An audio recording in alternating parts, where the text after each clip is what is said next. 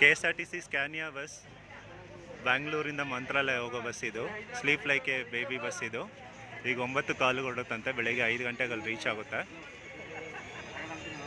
ಬನ್ನಿ ಒಳಗಡೆ ಇಂಟೀರಿಯರ್ಸ್ ಹೇಗಿದೆ ಅಂತ ನೋಡೋಣ. ಡ್ರೈವರ್ನ ಮಾತಾಡಿಸ್ದೆ, ಅವರು ಸರ್ ಇನ್ಫಾರ್ಮೇಷನ್ ಕೊಡ್ತೀನಿ ಬಟ್ ನನ್ನ ಕ್ಯಾಮ್ರಾ ಮುಂದೆ ಬರೋಲ್ಲ ಅಂತ ಹೇಳಿದ್ರು. ಪರವಾಗಿಲ್ಲ, ಸೊ ಒಳಗಡೆ ಹೋಗಿ ಇಂಟೀರಿಯರ್ಸ್ ಹೇಗಿದೆ ಅಂತ ಶೂಟ್ ಮಾಡ್ತೀನಿ, ತೋರಿಸ್ತೀನಿ ಬನ್ನಿ.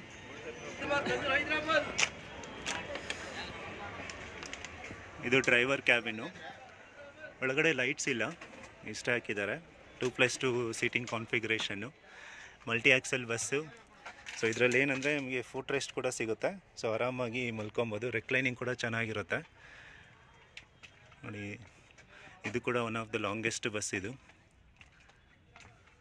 ಐ ಥಿಂಕ್ ನನಗೆ ಗೊತ್ತಿರೋಂಗೆ 40 ಸೀಟ್ಸ್ ಇದೆ ಅನಿಸುತ್ತೆ, 46 ಇದೆ.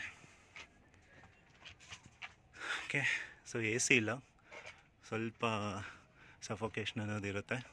ಸೊ 9 o'clockಗೆ 9:15ಗೆ ಹೊರಡೋದು ಬಸ್ ಇದು ನೋಡಿ. ಲಗೇಜ್ ಸ್ಪೇಸ್, ಕ್ಯಾಮ್ರಾ ಹಾಕೋಣ.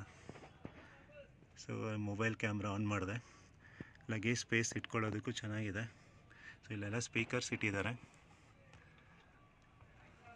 ಇದು driver cabin.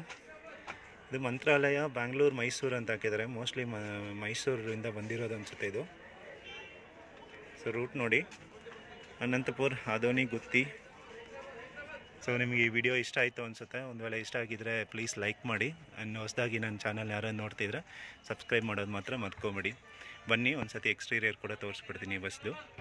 So Airavat club class bus ಇದು.